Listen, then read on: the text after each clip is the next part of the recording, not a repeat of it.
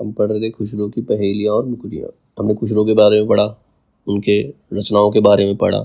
अब खुसरो के काव्य की विशेषताएं क्या हैं, आज पढ़ेंगे खुसरो के काव्य की क्या क्या विशेषताएं थी, उनके काव्य में विशेषताएं क्या क्या थी। जब हम इस महान कवि के योगदान को रेखांकित करते हैं तो हमें उनके साहित्य में कवि का समय और समाज, धर्म और संस्कृति, राजनीति इत्यादि का मिश्रण दिखाई देता है। जब हम उसके समय को देखते हैं तो उस समय समाज कैसा था, धर्म और संस्कृति किस प्रकार की थी, राजनीति कैसी होती, सब चीज़ का मिश्रण उसमें हमें उनकी रचनाओं में दिखाई पड़ता है।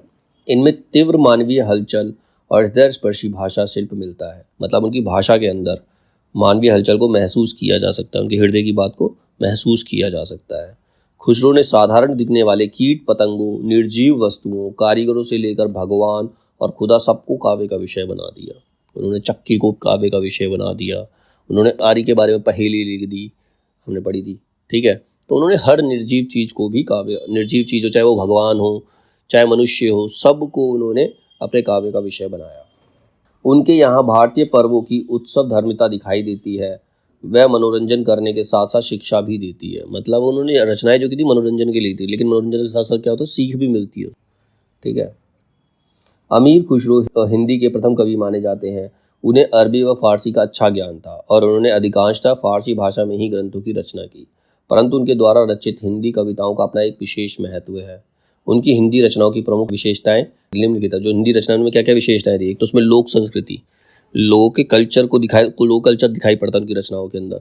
मौलिकता, उक्ति व चित्तर्य, संगीतात्मकता, प्रकृति चित्रण, हास्य एवं विनोद का प्राधान्य, ये सब उनकी रचनाओं की विशेषताएं हैं। सारी चीज़ें उनकी रचनाओं में दिखाई पड़ती हैं। अब सबसे पहले इसने बताया मौलिकता के बारे में। मौलिकता मतलब कितनी वो जायज़ है जो रचनाएं उन्होंने की। चूँकि अमीर खुसरो हिंदी के पहले कवि थे, अतः निश्चय ही उनकी कविताओं में मौलिकता का गुण विद्यमान है। उन्होंने अपने काव्य में पहेलियों की रचनाएं की, जिसे हम उनकी मौलिक उद्भावना कह सकते हैं, जो जड़ से निकली हैं। यद्यपि संस्कृति साहित्य में प्रहेलिका आधार बनाकर काव्य रचना की गई, परंतु उसमें वह खुसरो की पहेलियों में पर्याप्त अंतर है। मतलब संस्कृत में भी पहेलियों को प्रहेलिका कहते हैं, वो रचनाएं हुई, लेकिन जो खुसरो की पहेलियां वो डिफरेंट है।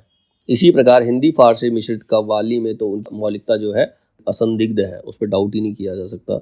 इसी प्रकार दो सुखने, मुकरिया, डकोसला आदि भी उनकी मौलिक प्रतिभा के ही उदाहरण हैं।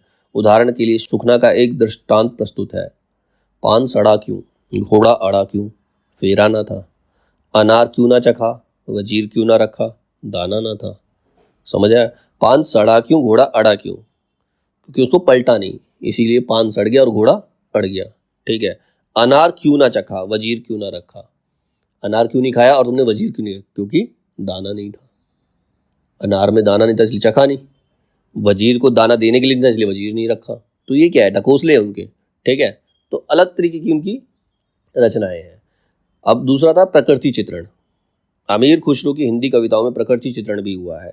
कहीं कहीं पर वह पहेली के रूप में प्रकृति चित्रण करते हैं। उदाहरण के लिए निम्न पंक्तियों में मक्की के भुट्टे के संबंध में वह कहते हैं, मक्की का जो भुट्टा होता है उसके संबंध में क्या कहते हैं। एक तरवर का फल है तर, पहले नारी पीछे नर, वाह फल की यह देखो चाल, बाहर खाल भीतर बाल।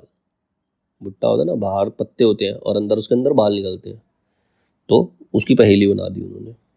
इसी प्रकार कवि ने मोर, लाल बगुला, भंवरा, बिच्छू, बीर, बहूटी, बया का घोंसला, आम, जामुन, निम्बोरी आदि को भी आधार बनाकर अनेक पहेली आदि की रचना की। तो ये है प्रकृति चित्रण। फिर लोक संस्कृति। लोक संस्कृति अमीर खुसरो की हिंदी कविता लोक संस्कृति से जुड़ी हुई है। जो खुसरो की हिंदी कविता है वो लोक संस्कृति से ही जुड़ी हुई है। उनमें सांस्कृतिक रीतियों, सामाजिक परंपराओं, समाज में विभिन्न वर्गों व उन वर्गों में प्रयुक्त किए जाने वाले उपकरणों आदि का सुंदर वर्णन हुआ है। कहा जा सकता है कि उनकी हिंदी कविता भारतीय संस्कृति का एक दर्पण है। जो हिंदी कविताएं लिखी हैं वो भारतीय संस्कृति का दर्पण है, उसमें भारतीय संस्कृति साफ झलकती हुई नजर आती है। उदाहरण के लिए नाई के कर्म व स्वभाव का चित्रण करते हुए लिखते हैं। नाई का कर्म और स्वभाव कैसा है। मीठी मीठी बात बनावे, ऐसा पुरुष ओ किसको भावे, बूढ़ा बड़ा जो कोई आवे, उसके आगे शीश नवावे।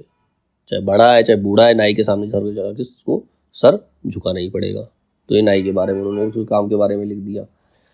अब अगला है उक्ति व चित्रिय। उक्ति व चित्रिय किस प्रकार है। अमीर खुसरो की हिंदी कविता उक्ति व चित्रिय से भरपूर है। कवि ने साधारण से साधारण वस्तु के संबंध में अत्यंत रोचक भाषा का प्रयोग किया है।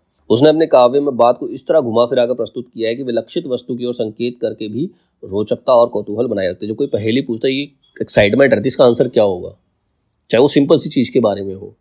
ठीक है, जैसे काजल के संबंध में कौतूहल भरी भाषा का प्रयोग करते हुए कहते हैं, आदि कटे से सबको पाले, मध्य कटे से सबको मारे, से अंत कटे से सबको मीठा, खुसरो बाको आंखें दीठा। ठीक है, हास्य एवं विनोद का प्राधान्य। अब हास्य और विनोद का प्राधान्य इनकी कविताओं में मिलता है। अमीर खुसरो की हिंदी कविता में विशेषकर पहेलियाँ, सुखने, दो सुखने, मुकुरिया आदि में हास्य और विनोद का प्राधान्य है। हंसी मजाक इसमें ज़्यादा है। साधारण से साधारण वस्तु संबंध में पूछी गई मुकुरिया पहेली पाठक के मन में गुदगुदी उत्पन्न करती है। जैसे, सगरी रैन मोहे संग जागा, भोर बही तो बिछर न भागा, उसके बिछड़े फाटत हिया, ए सखी साजन न सखी न दिया। मतलब उसमें क्या है, मतलब लोग कोई सोच रहा होगा अपने साजन के बारे में बात करिए, लेकिन उसने बात की किसके बारे में, दिए के बारे में। रात को तो सारी रात साथ रहा और सुबह उठते ही दिया बुझा दिया।